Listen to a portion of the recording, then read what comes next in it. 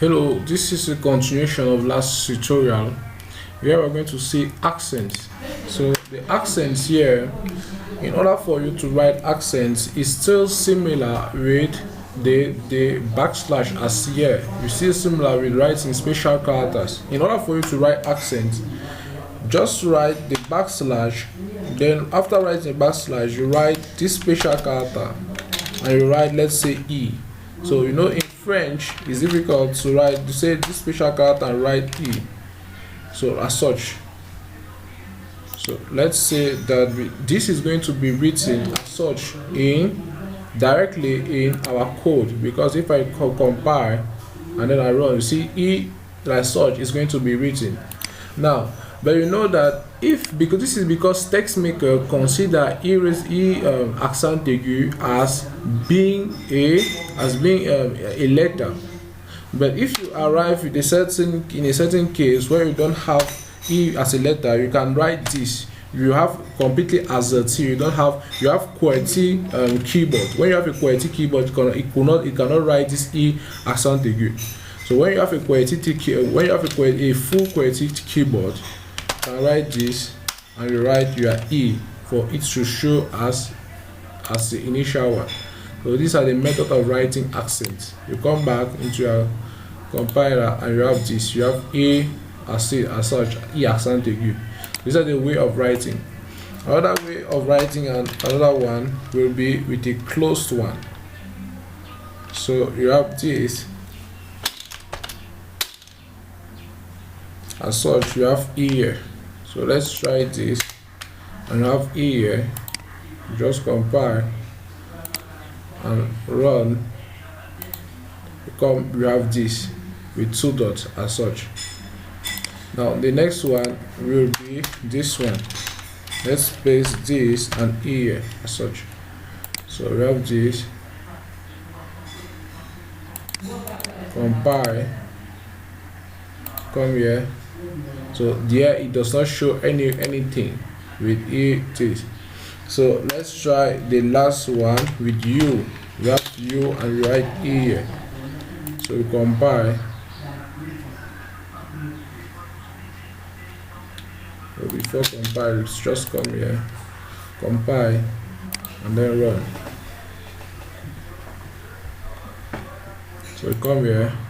You see that this E has nothing and this U have a different accent as such here. So these are the different way of writing accents while using compile. You can try with your the different special characters you have on your keyboard in order to visualize the different accents that can be formed. But when you want to write accent, is the first thing to write is to write the command code. After writing command code, the next thing is to put this E and then you space it. You close the special character you want, then you space it from the E where you are going to have an accent. You come here, you visualize it, it's still similar. So these are the method of writing accents in your code. So the last one is how to do lists. So this last one is to list. So let's see how to list in LaTeX. So in order for you to list things,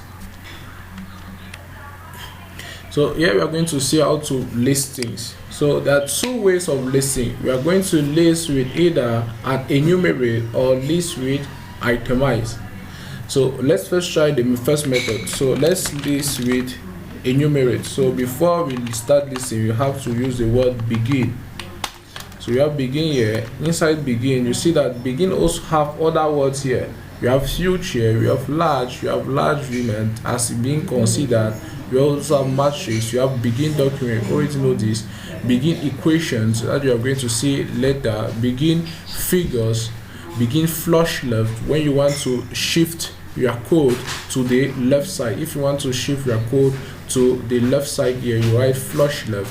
If you want to shift to the right side, if you want to shift to the right side, you write flush right. If you want to shift on the left side, you write flush left as such. So this is begin flush left, this is begin flush right. You can try all this at home. Flush left, you shift to the left, and you have flush left shift to the left and flush right shift to the right. you have begin frame, and begin also you have figure. Begin figure is to place image in your code, as you are going to see later. Begin equation, so we are going to see letter. Begin equation array, we are going to see letter. Begin footnote size, when what you have to write on the footnote at the end of your of each page. This is begin footnote and ending. Begin frame, so when you want to place particular thing in a frame. Begin itemize is what we are going to use here. So let's continue. So we are going to have here begin, let's say begin enumerate. So we have enumerate, which is being shown to us. So the difference between enumerate and itemize is that enumerate is listing things with numbers. So let's say I want to enumerate things. Every object of a list is going to have the word item in front as such. So we have item. The first item, let's say, is name of country. So this is the first, let's say name of tutor first. So the next item is name of country. Next item is name of town. So I cancel all this. I put name in capital letter. So we have name of tutor, name of country, and name of town as such. So this is how to write begin enumerate. Now begin itemize. Let's say you have begin, and here I have to itemize. It's being given to you. I'll write the same thing inside begin and itemize. I copy, and then I come here and I paste. So when I build and I run, I come here. So you have this. You see that begin the begin enumerate is going to list with numbers, while begin itemize is going to list with points. So I can decide to change this point to this. So I'll write this in the curly bracket, because we initially said that with the square bracket we are capable of writing the option we want. So I want that the item option is starting with this particular which is this hyphen. So I want to each start with a hyphen as such, and this last one with a hyphen as such. So you have this hyphen as such here. So you have to compile and then we run. So when you come here, you have here with hyphens. So I can try to do the similar thing here. So instead I do with dot. Use the square bracket. I'll use asterisk. Square brackets, use asterisk. Use asterisk. Asterisk, and then come down close. Then next thing is square brackets. You use asterisk. So let's see what happened. So we compile and then we run. Come here and see. You see that it's still having the same format. You're capable of changing numbering system into this. So this is the basis of enumerate. So as we've initially said, we've also seen begin flush left and begin flush right. So we're going to try to see what begin flush left and begin flush right do. So we're going to use begin here. You see that different diverse things are being shown to you. You have begin theorem, begin tabbing, begin all this, if you want also to begin even what somebody said, they're written all there left for you to try. So you write now this brace. Let's say I want to flush it down to the, let's say this one I want to flush it to the left, so it will be present on this side. So let's say I have this. No, inside this one I want to flush it to the right.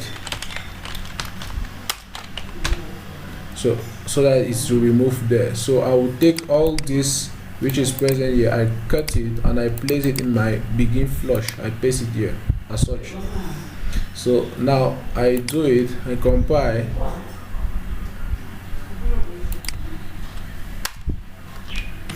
So we have right here. So come and write right here. So when you copy, you compile, then you run here. Come and see it hasn't shifted. Try again. We compile. Run name of tutor. So this is to the right. Let's try to the left. So here we have instead begin. So begin flush now to the left. So here we cut everything here and we place in between the begin flush left inside here. So compile.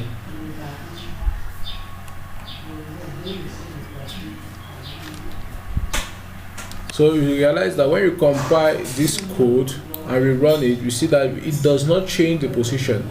So it does not change the position simply because you are initially have an itemized here. So if I want to make sure that this changes the position, I will change it. I will remove the itemized here as such. All the itemized with the flush left and flush right, and remove the n itemized here. Put this on the next line. Put this on the next line. Put this on the next line, and I place here no indent. Now the next thing, I will still do the same thing with enumerate. I will remove it because of the enumerate. The flush activity cannot be seen. So I remove it. Come I remove it. Come I remove it, and I remove n enumerate, and I place lastly here no indent. No indent. When I place no indent here, space. Come here. I go on the next line. Come here. I go on the next line. And come here, I go on the next line. So you have flush left and flush right. So let's compile and run now and see what happens. So when you run, you have this. You see, you have this part and you have this part, all at different locations. You have name of tutor, name of country, name of town. So I'll try to arrange it. So I have this. So the flush, no indents. You copy, compile, and run. You have this and this part. So this is how to use a flush on different sites. So from this tutorial, we have learned how to do to-do lists and accent. In the initial tutorial, we have seen how to write special characters in LaTeX. So from now, I'm going to say thanks for your kind attention.